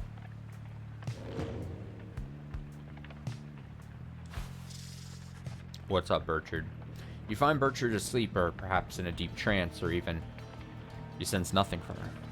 Hedwyn notices as well and joins you to check on her. Haven't seen her like this before. She's barely breathing. She's not responding. He leans in for a closer look when... Halt thine advanced knave. Dare thee to disturb our slumber. I'm terribly sorry, Burchard. The reader and I, we were just checking to make sure you were alright because of how we saw you there just now. And how exactly didst thou see us there just now? Well, you appear to be dormant, or perhaps... Didst thee think that we had simply perished here, perchance, crumpled over in our ancient age? A weakling, barely clinging to this wretched coil. No, I mean, maybe I sincerely apologize for having disturbed you, Birch. I know all this must be an adjustment, having to be around someone like me, maybe the others too. If there's anything we can do to make your stay more comfortable. We shall not yield to thy flirtations, boy. Flirtations? Wait, no, I know that our hearts belong already to another, boy. Thou knowest nothing of our ways whilst waking or in dream. Thus we advise thee ample caution in thy future interactions, lest we use thee as a subject for our sorceries. However, we do appreciate thy flattery. Thine advance make us feel like a young tad once more. We were among the most sought after of our kind within the southern bogs. Wisely, Hedwyn remained silent. Thou art free to depart now, boy. Hedwyn turns to leave, but know that we do appreciate thou taking time to check upon us whilst we dream.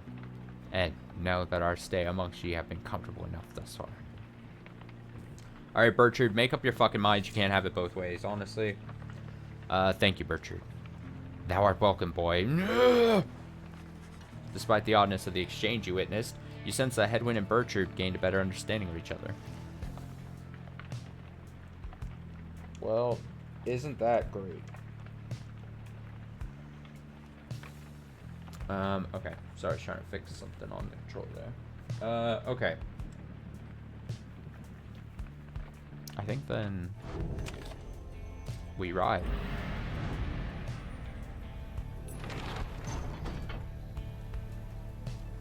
To take off. And we're zooming.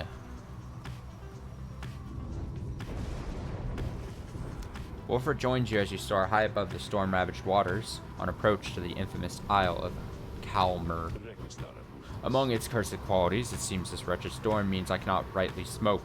One of the downside small misfortunes, I suppose. Put the pipe down, sir.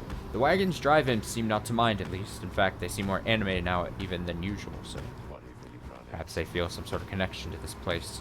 Tariq, do you suppose the fate we're able to make it here intact? They ought to have seen it in the stars, though we soon shall know for certain. That we shall. Take us in, please, reader. Where do I want to land? Here. Flora. No.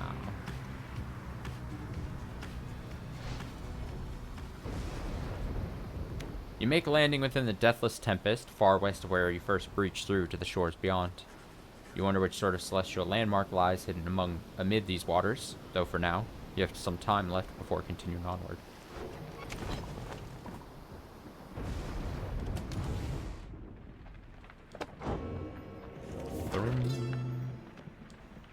We waited for the Deathless Tempest to subside. We waited, but the Underking, he merely laughed and laughed. For the Deathless Tempest does not subside. What a two-word thing there. What lies beneath that stretch of sea to cause such an upheaval is best left to myth and speculation. We made passage nonetheless, through sorcerer's aid and fortune, scarce seeing the surrounding environs. We did detect a landform to the west. Solium Mur detected there the presence of the treacherous aide who lured him into exile, and then followed him in turn. Mur, in his wisdom, thought it best to be avoided. At last did we arrive on distant lands, though seeing them provided little comfort. Whom. What's up here? Tiny Tempest. Oh. Just collecting so many little baubles. You accompany Jodariel as she scours through the dark waters of Barb Reef. She never speaks and remains focused on the task until at last something catches her eye. Look here. Such life seldom takes root here in this habitat. She hands to you the fresh plucked specimen for safekeeping. Storm Bloom! Oh, it's big. It's big. You find Jodariel seemingly deep in thought. Consider whether even to bother her. Your presence is not unwelcome, reader. Remain a moment, please. She stares at you for some time. Today marks the beginning of my 16th year in exile. You look back at her and remain silent. You sense that all she wants from you right now is for you to listen. I've kept count, put notches in this breastplate of mine for each passing day. Notice how much has frayed. 16 years, reader. The orphans whom I fostered would be long since fully grown. Some of them are likely gone. Many of them spoke of how they longed to one day serve with me on the blood border. Sometimes I cannot help but wonder, if I still were captain, could I have protected them? Could I have made a difference?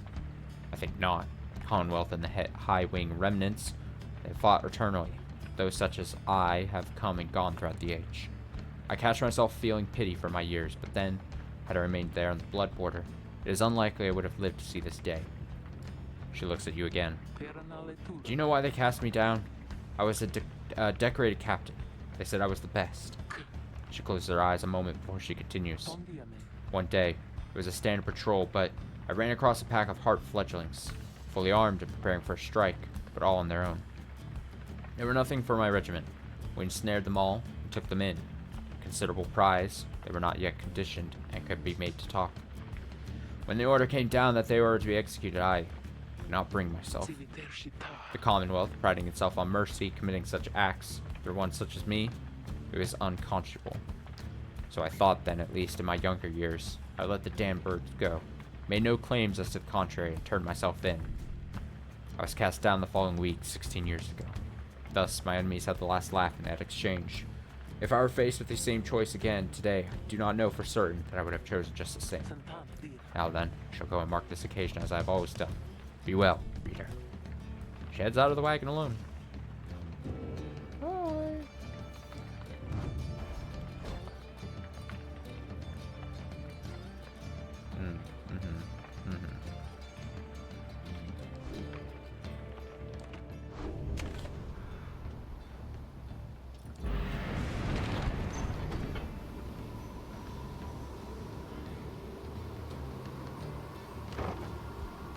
Gotta go against this guy.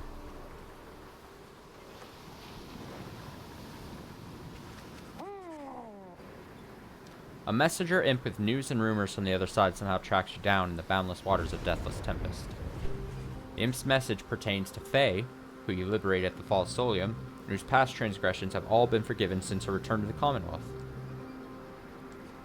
You learn that she was taken in by a well-to-do foster family, and was to be given private schooling of the highest order in the Astralist tradition. Okay. They promised her that, in time, she might one day have the honor of teaching the children of the Commonwealth herself. However, she soon went her own way, insisting that the 8 scribes themselves were calling her.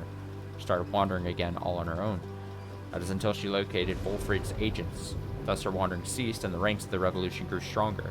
Faye also left a simple message. Believe in the scribes. You thank the messenger imp for your report as your companions gathered to discuss. She better be more carefree, else they'll throw her right back in here with the rest of us. Or more careful, not carefree. Free room, says Tizzo. Misses having Faye around, though is pleased to hear that she's well. Sounds like she's making a difference out there. Often felt she was the bravest of us all. Small in stature was a goodly Faye, yet great indeed in spirit. Even now this knight remains in awe of her. That one, very powerful indeed, a sorceress of sorts. Certain air about her, most intriguing. Perhaps those scribes of hers yet live, for hers is a charmed life. The news of Faye's liberation fills you and your fellow exiles with newfound resolve. Plus one hope! God, I really want to get rid of Sir Gilman. But do I have him jump over, like, Hedwyn and Jodaro? Your eye and shudder still halt at the Isle of Calmir. Bizarre outcroppings give it a forbidding feel. In the distance, you hear odd gibbering noises that sound like drive-ins. What's going on?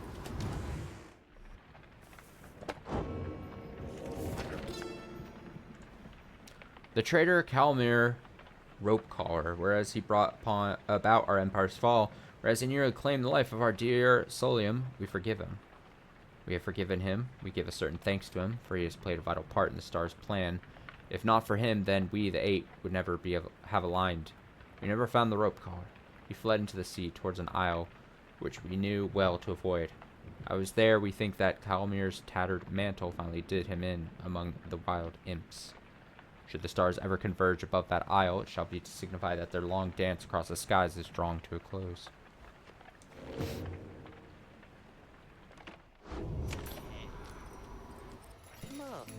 Whoa, guys, how'd you find me all the way out here? I mean, it's for extra special customers. I'm only joking, You're the only customers I got. Got you again, only joking about that too, because I got tons of customers. It's just, they already bought a lot of stuff today, so they're not here, okay? Anyways, I just got a little something here which maybe you're into. Hearing about these little numbers for a while. Check them out. He reveals to you a set of twin rings, a jeweled band, and a runed band. At the start of round, briefly gain infinite stamina if an ally has the jewel band. Oh, so if you want one, you probably get the other. That's interesting, at least. Paired talisman. Thinking these thingers are supposed to be for a couple of lovebirds, know what I mean? But anybody could probably use them, provided those to buy them off of me. Duh. I wasn't gonna get them for myself, but anyways, let me know if you want them.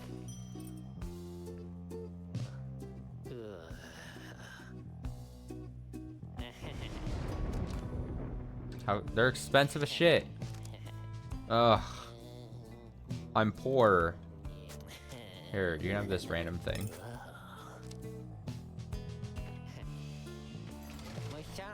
You guys take care, okay? Thanks for doing business. Send me in. You stand before the bizarre outcroppings of the Isle of Calmir. The sky darkens, and in the distance you hear sound of gibbering creatures growing louder. Gibbering? The sound of it is unnerving enough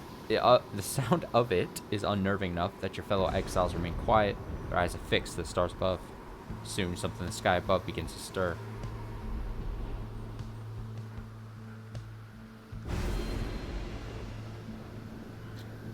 Adversaries each shall have 8 presents, raising the size. No. No. No. I'm fine. Call me a coward.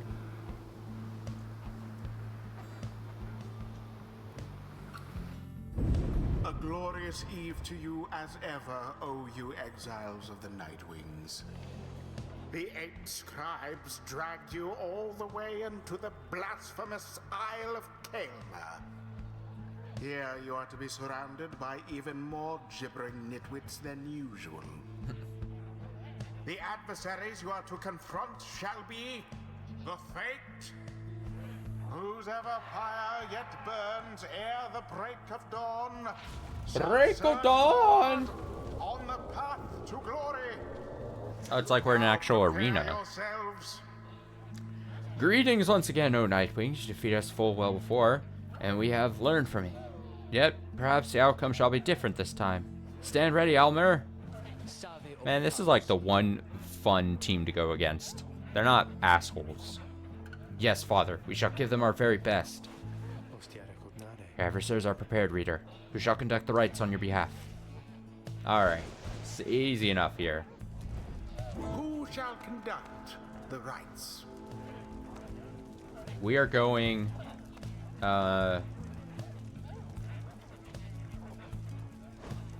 We are going...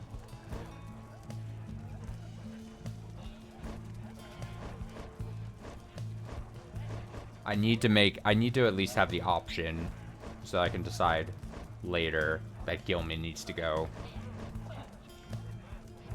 Right now, if I put Tizo in, Tizo would probably pass Gilman, is the thing.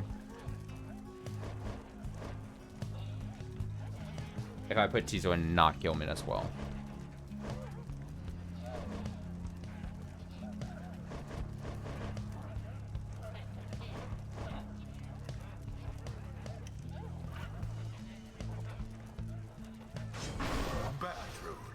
Bertrude's getting her run.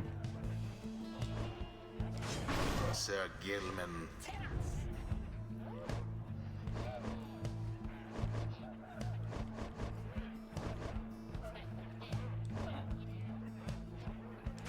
You know what? That's fine. You can count on me.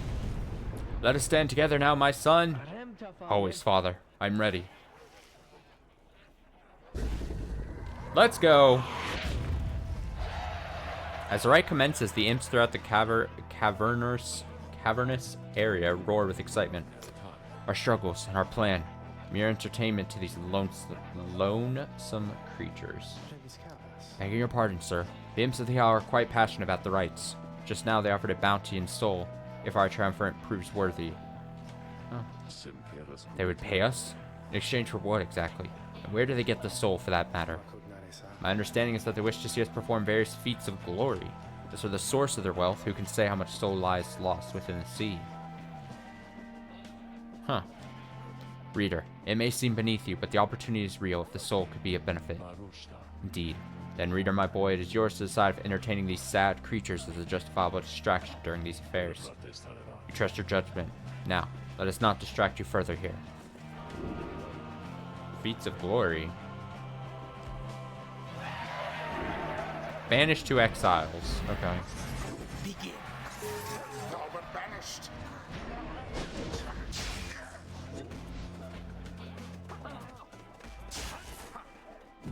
In a single aura. Oh, so close. I almost got him. Another battle.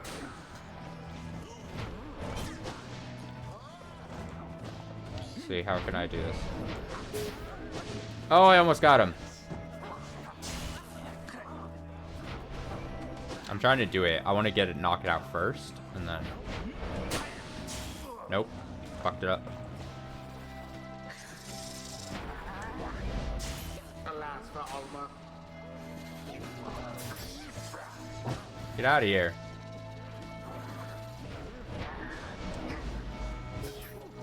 Yeah, I got it. The Nightwings thus assert themselves. I asserted dominance. That's right, baby. Alright, let's see if Sir Gilman can quickly score on him. Oh. Magnificent. Just to get Bertrude back in. It seems the Nightwings are a bit ahead.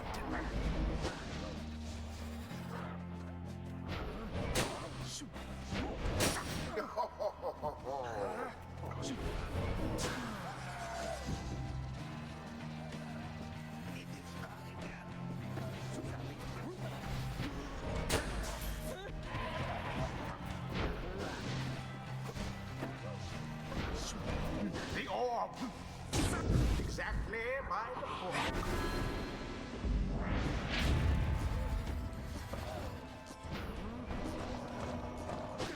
I'm dodging, I'm dodging.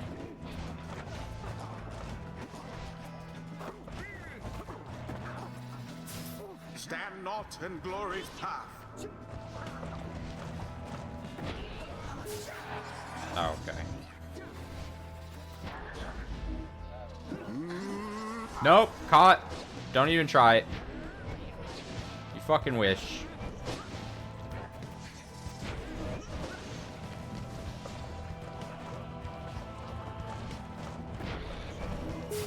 Oh, okay. I was trapped, I felt.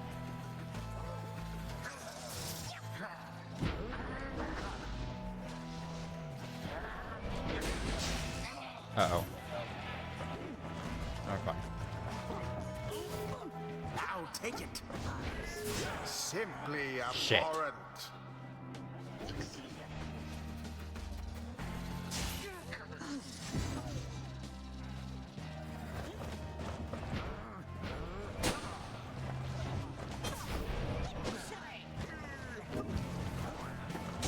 Sublime. Good, good.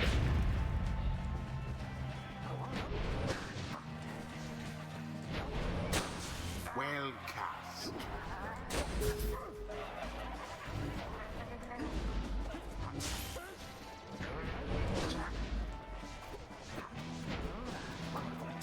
Poor head. Really? That got me?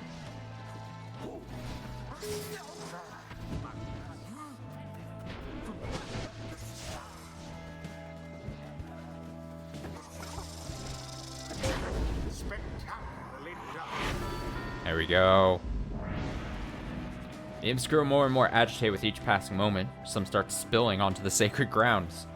Lo, our onlookers, they cannot seem to help themselves. Please, good creature, stay back for your sakes. Why are they on the field? Get off the field! What are those blasted creatures doing? This is a sacred tradition. Get the fuck! Not They're some rowdy pure fans. Spectacles. They're streaking on the field. Resplendent. Now end the ceremony.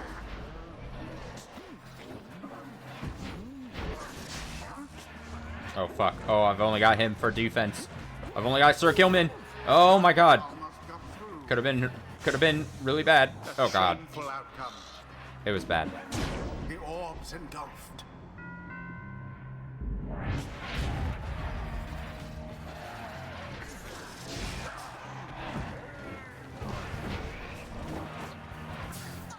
Woe is you.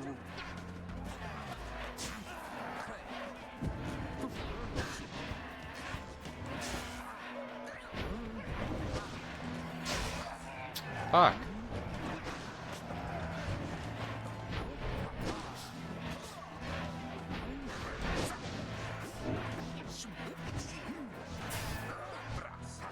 Both vanished. Oh my god, it is a bloodbath.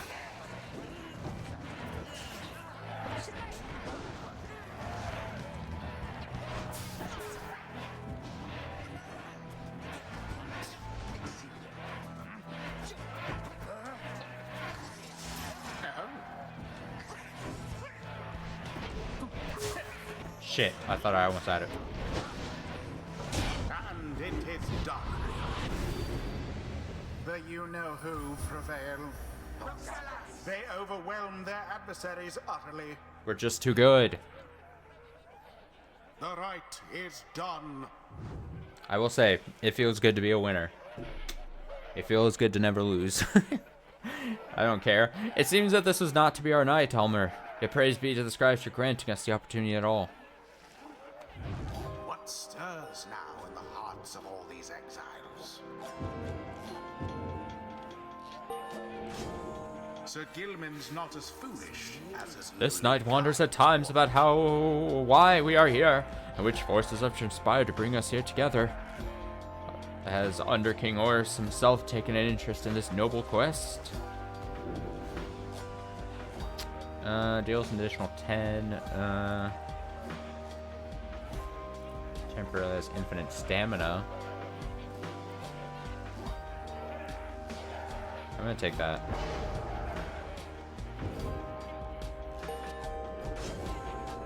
Gertrude's lust for knowledge becomes manifest. Strange designs of the 8 scribes, their everlasting sorcerers are strong within this land.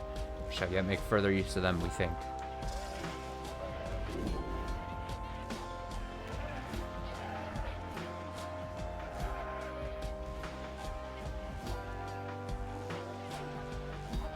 Uses 50% less stamina and moves 30% quicker while slithering. That's quite a movement buff for her, I think.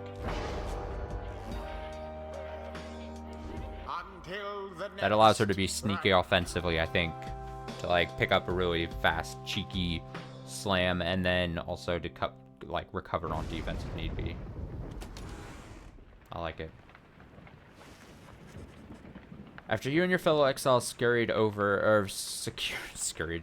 victory over the fate, you find the low minstrel attending to one of your own. Hedwyn seems to be unwell, although you cannot yet sense why. How are you feeling, sir? I've been worse, but my limbs, I can barely move. It's like I'm hardly here. I see. Then please do not exert yourself or try. Low minstrel motions for you to come closer. Reader. Hedwyn appeared rather disoriented and more fatigued than usual. Reported feeling not entirely present. Symptoms of banishment sickness.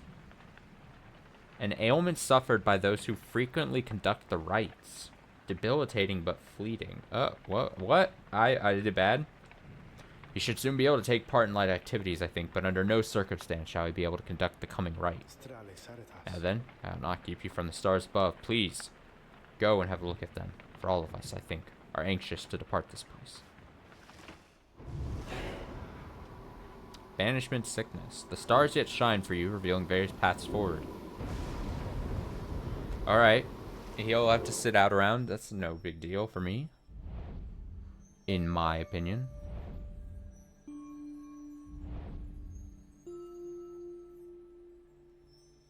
I go back to the bog. Ugh. Those guys.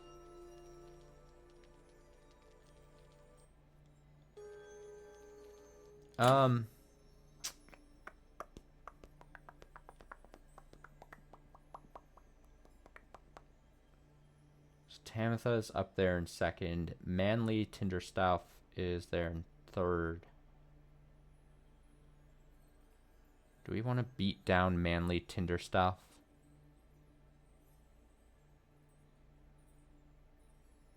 I kind of do.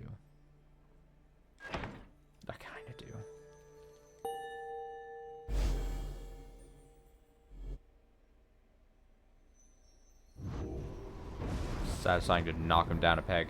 Ah, the chastity and old Manly. He is without shame, product of corruption that now festers in the Commonwealth. You and Wolfred then go over what he knows of your next adversary. H. Manly Tinderstaff, the offspring of a semi-famous sap industrialist who was born into wealth and lived in a lap of luxury, never having to fend for himself. When he came of age, he soon was offered cushy ambassador positions that required little more than a silver tongue to convince the Commonwealth that he was keeping busy. He soon grew so proficient at doing nothing much at all that he started spending all his family's riches to assert his fame and status. One day, he attempted to pay off the wrong individual, particularly stern Commonwealth diplomat, who promptly turned him in and had him sent downriver. Manly was very disappointed by all this, but soon saw it an opportunity, for he knew well that, in the inner circles, there were those who had gone into exile and returned. Thanks to his connections, he tracked down the chastity deep in Wakingwood. He finagled his way into the triumvirate using his well-worn skills. He in turn convinced himself that he would earn a position of great influence once he secured a way back to his home. He continues making hollow promises. Our plan is going to prevent such characters as Manly from coming to power, mark my word. For now, we all prepare to seek the stars again with adequate night's rest. You bid Volfred a good night and take your leave. It is too late now to prepare for flight, so you arrange to depart first thing in the morning. First thing in the morning.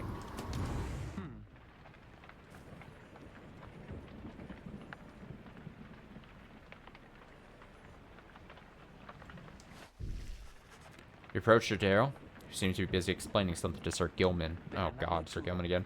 And so, fainting left against them proves to be reliable. They all lead with their right wings when they choose to strike. They are quick, but can lead themselves quite vulnerable. Such sage counsel, madam. This knight feels most emboldened should he never again be forced to confront the high-wing remnants in single combat. Pray you never shall. Being here, I suppose, is unlikely. She notices you then. Reader, the good knight and I were just comparing survival strategies we picked up on the blood border. Reminiscing on old times, it could be called. Indeed, the Cajodero has volunteered to become this knight master at arms, should we ever achieve our liberty together, and this knight humbly accepted. What? I said no such thing. I owe you nothing, worm. Ah, but the finest lessons are the harshest made, madam. This knight is overjoyed that you would thusly train him as your protege. Reader, spare me, please. You somehow managed to steer the subject back to military tactics. This knight is most impressed with your familiarity with the finer points of being sliced to ribbons by the high-wing remnants, Master Reader. Sir Gilman and Jodaro continue the conversation for some time. You sense they are in relatively good spirits, all things considered. Good for them. And it's actually with that I must take my leave as well.